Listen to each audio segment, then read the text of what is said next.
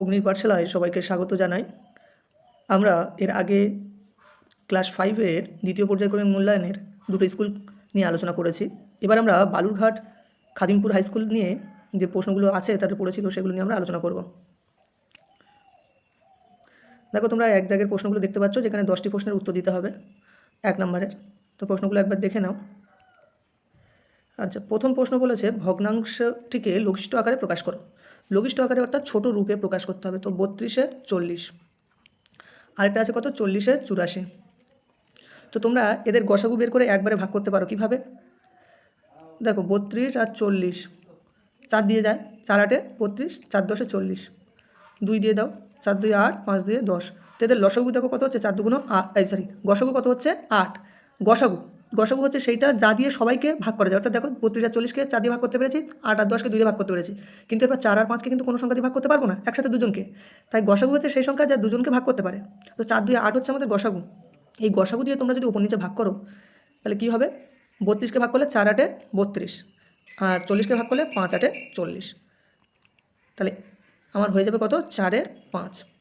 ঠিক একইভাবে 40 আর 84, 40 আর 84-কে তোমরা কাটতে পারো। তোমরা একইভাবে গসাগু নির্ণয় করে নিতে পারো। দেখো, 40 আছে আর 84 আছে, তাদের গসাগু কত হবে, 4 দিয়ে 4 10 40, 4 2 8, 4 1 4 21। তাহলে এদের গসাগু কিন্তু কত 4, কারণ 10 আর 21-কে আর কাটা যায় না কোনো সংখ্যা দিয়ে। তো 4 দিয়ে কাটলে কত হবে, 4 10 40, আর এখানে 21। তোমরা এখানটা এটা দেখেও বুঝতে পারছো যে গসাগু যেটা হবে সেইটা বাদ দিয়ে যে দুটো পড়ে থাকবে সেটাই হচ্ছে তোমার লঘিষ্ঠ রূপ। আচ্ছা, এটাকে তোমরা আরেকভাবে করতে পারো। কেমনভাবে, 32 আর 40, আমরা 32-কে ভাঙলে কী পাবো? দেখো, আমরা যদি সেই গাছ মৌলিক উৎপাদক করি, 16 দিয়ে 32, 8 দিয়ে 16, 4 দিয়ে 8, আর এটা 2 2 4। কটা 2 বেরোলো, 1 2 3 4 5টা 2, 2 গুণ 2 গুণ 2 2, 2 দিয়ে 4, 2 8, 2 16, 2 32। 40-কে ভাঙলে কী পাবো, 5 8 40, তাই তো? তাহলে 8 2 গুণ 2 2 4 2 8 গুণ 5, 2 দিয়ে 4 2 8, 5 8 40। এবার ওপর নিচে ভাগ সম্পর্ক দেখো, একটা 2 একটা 2 কাটা, একটা 2 একটা 2 কাটা। তাহলে ওপরে রইলো 4, নিচে রইলো 5, 4 এর 5। তোমরা এটা এইভাবে করতে পারো, বোঝা গেল? আচ্ছা, 40-এর 84-টাও একইভাবে করতে পারো। 40 গাছ উৎপাদক করো, 4 10 40, 2 2 4, 10 হচ্ছে, 5 2 10। 84 কত হবে, 2 দিয়ে কাটলে 4 2 8, 2 2 4 42 দিয়ে 84, আর এটা 21 দিয়ে 42, 3 7 21। তাহলে তোমরা এটাকে লিখবে কত, 2 2 4, 2 8, 5 8 40, আর নিচে 84 কত পেলাম, 2 গুণ 2 গুণ 3 গুণ 7, 2 2 4 3 4 12 7 84। দেখো, এই 2 আর এই 2 কাটা গেল, এই 2 এই 2 কাটা, আর কেউ কাটা যাচ্ছে ওপর নিচে না। তাহলে 5 2 10, আর নিচে 3 7 21। এইভাবে কিন্তু তোমরা অঙ্কটা করতে পারো। বেশ, পরবর্তী অঙ্কটা দেখি আমরা। বলেছে ছোট থেকে বড় সাজাও। ছোট থেকে বড় সাজাতে গেলে আমরা প্রথমটাতে দেখি,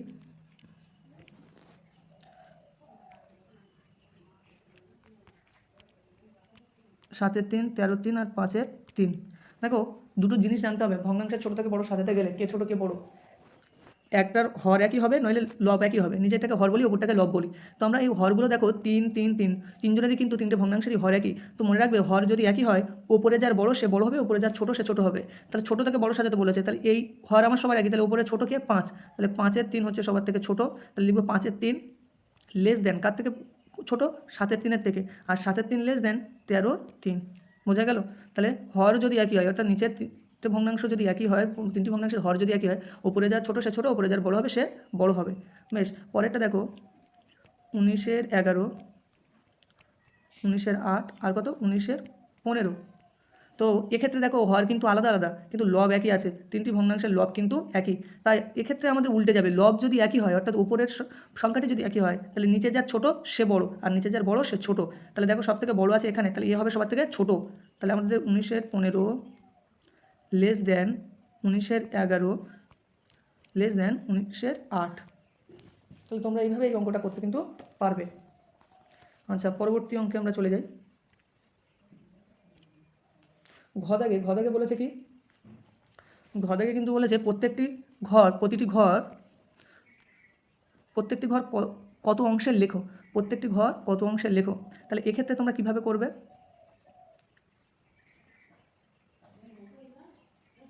আচ্ছা দেখো কতগুলি ঘর বোনো, 1 2 3 4 5 5 6 7 8 9 10 11 12। তো মোট অংশ সবসময় ভগ্নাংশের মোট অংশ নিচে থাকে, আর প্রত্যেকটি মানে এক একটি ঘর, তাহলে 1 এর 12 অংশ। কত অংশ? 1 এর 12 অংশ। আচ্ছা পরবর্তী প্রশ্ন বলেছে অপ্রকৃত ভগ্নাংশে পরিণত করো। অপ্রকৃত ভগ্নাংশ, দেখো এখানে এটাকে বলা হয় মিশ্র ভগ্নাংশ। এটাকে কি বলা হয়? মিশ্র ভগ্নাংশ। কেন মিশ্র ভগ্নাংশ বলা হয়? কারণ একটা পূর্ণ সংখ্যা থাকে আর একটা ভগ্নাংশ থাকে, তো পূর্ণ সংখ্যা আর ভগ্নাংশ যোগ করলে মিশ্র ভগ্নাংশ তৈরি হয়। তো আমরা এখানে মিশ্র ভগ্নাংশকে কীভাবে ভাঙবো? 4 পূর্ণ 7-এর 12, 4 পূর্ণ 7-এর 12, 4 পূর্ণ 7-এর 12। একে ভাঙতে গেলে মনে রাখবে একে লিখতে হয় কীভাবে? 4 যোগ 7-এর 12। তো 4 যোগ 7-এর 12, এর তলায় কিছু নেই মানে 1। এই 1 আর 12 লসাগু করলে কত হবে? 12 হবে। 1 আর 12 লসাগু কত? 12। মনে রাখবে এই নিচের হর দিয়ে লসাগুকে ভাগ করতে হয়, তাহলে 1 দিয়ে 12কে ভাগ করলে 12 হলো। আর এই 12টি নিয়ে ওপরের সাথে গুণ, তাহলে 4 গুণ 12, 4 12 48, 4 12 48। যে চিহ্ন সেই চিহ্ন, যোগ চিহ্ন দিলাম। 12 দিয়ে 12কে ভাগ করলে কত হয়? 1। আর 1 গিয়ে কোথায় গুণ হবে? 7-এর সাথে। 7 1-কে 7, তাহলে আমার উত্তর আসবে কত? 8 7 15, 55 সমান কত হবে? 55-এর 12। উত্তর কত আসবে? 55-এর 12। বোঝা গেল? 55-এর 12 কিন্তু আমাদের উত্তর আসবে। আচ্ছা আরেকটা আছে 15 পূর্ণ 3-এর 8, তাহলে 15 যোগ 3-এর 8। ঠিক একইভাবে তাহলে কিছু নেই মানে 1। 1 আর 8-এর লসাগু 8। 1 দিয়ে 8কে ভাগ করলে কত হবে? 1 দিয়ে 8কে ভাগ করলে 8ই হবে। 1 দিয়ে 8কে ভাগ করলে কত হবে? 8 একটা 8, 8 উপরের সাথে গুণ করো। 8 15 কত? 120, 120 যোগ 8 দিয়ে 8কে ভাগ করলে কত?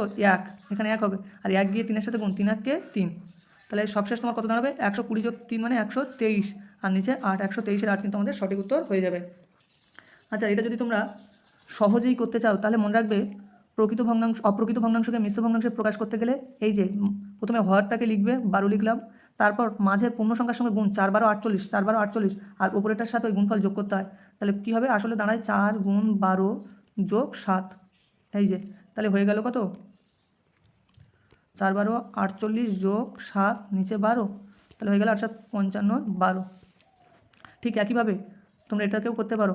নিচে হরটাকে লিখলে 8 15 120, 120 যোগ 3 সমান 123-এর 8। এই যে একবার এইভাবে করতে হয়। পরবর্তী প্রশ্ন দেখো, চদাকে বলেছে বর্গাকার চিত্রের পরিসীমা সমান ড্যাশ গুণ একটি বাহু দৈর্ঘ্য। এটা একটি বর্গাকার চিত্র। দেখো এর পরিসীমা মানে মনে রাখবে এই বাইরের অংশ। আর পরিসীমা কীভাবে হয়? প্রতিটা বাহু যোগ করলেই পরিসীমা বেরিয়ে যায়।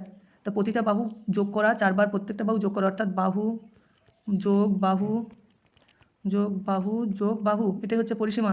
মনে রাখবে বারবার যোগ করা আর একবার গুণ করা, তাহলে আমাদের কবার যোগ করেছি? 4 বার, তাহলে 4 গুণ একটি বাহু হলো, সেটাই হলো আমাদের পরিসীমা। তাহলে এখানে কত হবে? 4। আমাদের আসল উত্তর হয়ে যাবে কত? 4 গুণ একটি বাহুর দৈর্ঘ্য।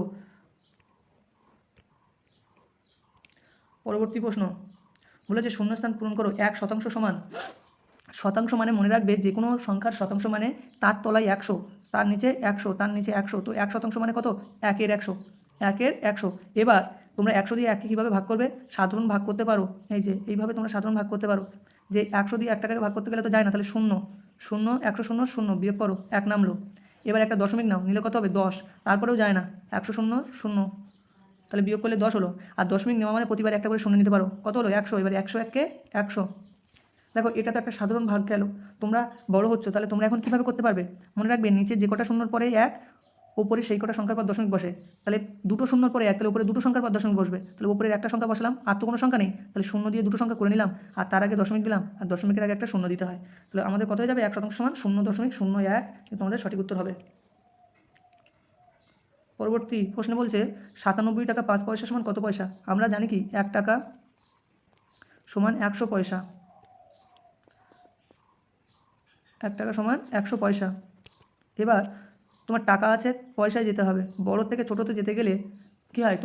তুমি যদি কোনো বড়জন যে পরিমাণ খাবার খায় সেটা তোমাকে দিলে কী হবে? বেশি হয়ে যাবে। বেশি করতে গেলে কী করতে হয়? গুণ করতে হয়। তাহলে 97 টাকা দিয়ে কতকে গুণ করবো? 97-এর সাথে 100 দিয়ে গুণ করবো, তাহলে আমার এটা পয়সা হয়ে গেল। আর আমার এই 5 পয়সা আগের থেকেই আছে, তাহলে সবটাই পয়সা হয়ে গেল। তাহলে 97-কে 100 দিয়ে গুণ করলে যে কটা শূন্য সে কটা বসিয়ে দিতে হয়। আর 97 1-কে 97 যোগ 5, তাহলে যোগ করলে এই 5টা এই শূন্যর সাথে যোগ করলে কত হবে? 5 হবে। 0 7 9, তাহলে 9705 পয়সা, 9705 পয়সা, এটাই কিন্তু আমাদের সঠিক উত্তর। 9705 পয়সা, 9705 পয়সা। বলেছে স্থানীয় মানে বিস্তার করো। স্থানীয় মানে বিস্তার করতে হবে। তো দশমিক দেওয়া সংখ্যার স্থানীয় মানে কীভাবে বিচার করতে হয় দেখো। আমরা তো এটা একক দশক জানি, এই পারেরটা একক দশক এইভাবে লিখতে হয়। একক দশক শতক অর্থাৎ ডান দিক থেকে বাম দিকে যায়, এপারের একক দশক শতক কিন্তু ডান দিক থেকে বাম দিকে, কিন্তু দশমিকের পরে এটা এইভাবে যায়, একক দশক শতক হাজার। তো মনে রাখবে যে এই যে এককের ঘরে, এপারের এই এককের ঘরে কিন্তু দশমিকটা বসে, এপারের এককের ঘরে দশমিক। তাহলে 8 1 3 আমরা এইভাবে বসালাম, আর এটা হয়ে গেল কত? 0 0 5। তো এখন যখন সংখ্যাটাকে লিখবো তখন কীভাবে লিখবো দেখো, এর এককের ঘরে 1 গুণ, দশকের ঘরে 10 গুণ, শতকের ঘরে 100 গুণ, এইভাবে প্রত্যেকটাতে একটা করে শূন্য বাড়তে থাকে। আর এটা হচ্ছে দশাংশ, 1-এর 10 ভাগ, 1-এর 10 লিখলাম, তারপরে হচ্ছে 1-এর 100, ঠিক এটাও হাজারটা হবে 1-এর 1000 অংশ অর্থাৎ সহস্রাংশ। তো তখন আমরা লিখবো কি, 3 গুণ 100 মানে 300, যোগ 1 10-এর ঘরে মানে 10 1-এ 10, যোগ 8 1-এর ঘরে 8 1-এ 8 লেখা হলো। এবার দেখো এবার কীভাবে লিখবো, যোগ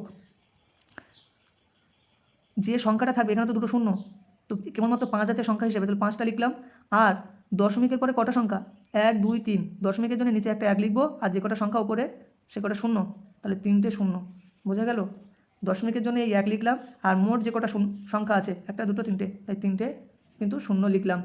এই হয়ে গেল তোমার স্থানীয় মানে বিস্তার। আচ্ছা, এই বলেছে একটি বিন্দু দিয়ে কতগুলি সরলরেখা আঁকা যায়। আগের দিন এই প্রশ্নটা কিন্তু পড়েছিল।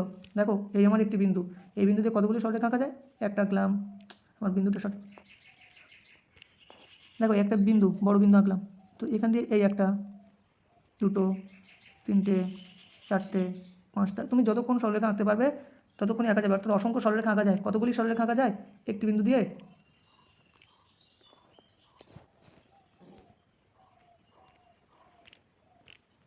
একটি বিন্দু দিয়ে অসংখ্য সরলরেখা আঁকা যায়। কত? অসংখ্য সরলরেখা আঁকা কিন্তু যায়।